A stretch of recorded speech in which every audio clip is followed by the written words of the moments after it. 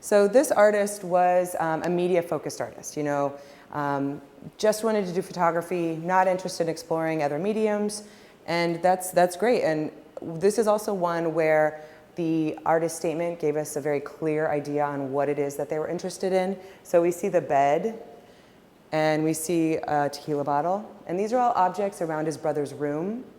This is his brother's walk to school, his brother's school, his brother's work, where his brother hangs out. All these spaces except his brother. It's pretty beautiful, kind of sad, but absolutely stunning, simple images. So talking about illustration, this is pretty amazing. This artist just wanted to deal with pen on paper, and that's it. She's from Japan, was interested in Japanese mythology and what would happen with these characters after the tsunami and after the radiation scare in Japan. Beautiful, beautiful illustrations. And she knew exactly what she wanted to do. She didn't question it. She did look at Western art, but still kept her hand and her mode of expressing.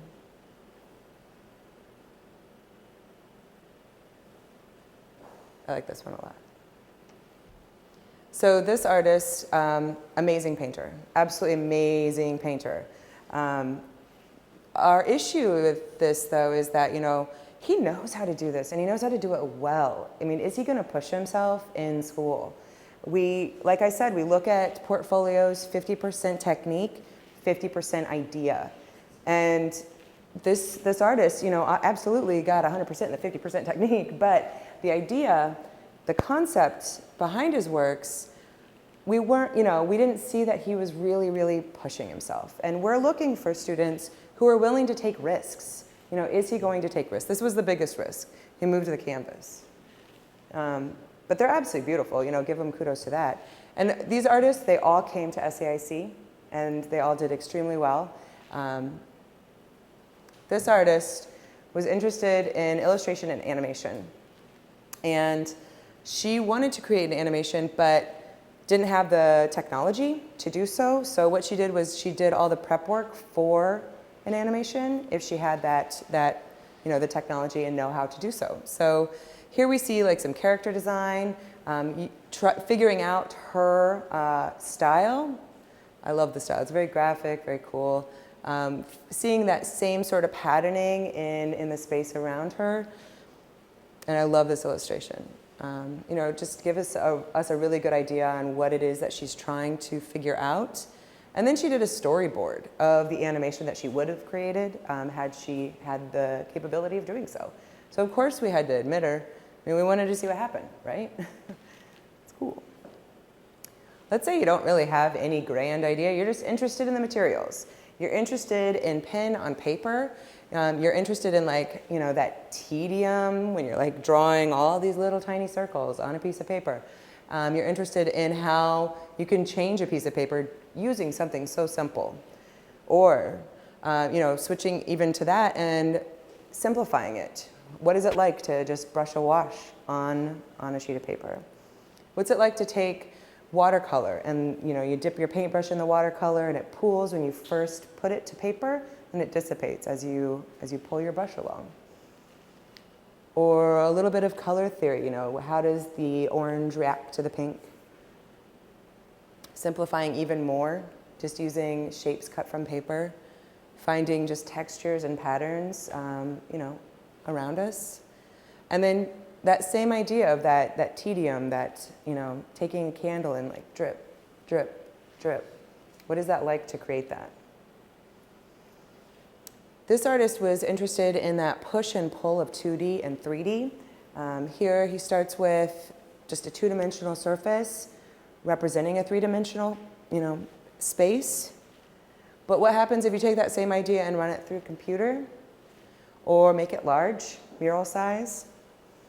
What happens if you get rid of the 2D part and just focus on the 3D part? What happens if you take the 3D and project an image on it? Does it flatten it? I mean, he just continues to explore this. This one I love. It's, you know, you think it's like that first one that's a 2D representing 3D, but it's actually 3D sculpture that looks like 2D representing 3D. What? And, you know, what happens when you make it really big and using soft materials? Can you get the same sort of effect? A lot of exploration. That's what these artists did, was they took a simple idea, like a super simple idea, and just ran with it to see how many ways, how many things they could do with just a very simple idea. So multiples and series, like let's say you are interested in, this woman was interested in relationships, specifically the relationship between a male and a female, specifically the relationship that's unwanted from the male to the female. So, you know, she was playing with words, she had a baby face, pumpkin, sweetie pie, honey, just a simple drawing, but pretty clever. Then she started to make embroider these awards for comments that aren't really something that you would want to get an award for. You know, just taking these statements that we hear and poking fun at them. She started to simplify it even more and just, you know, started to do embroidery, you know, traditional woman's work on a hanky, leaving it in that little hoop. Don't worry about it. This one's great. You tried your best, and it's like really poorly done. like it's very clever. Stick to what you're good at. And then the best compliment that anyone could get, at least you're pretty. And then this artist, they also had a theme. They had a series that they were working with.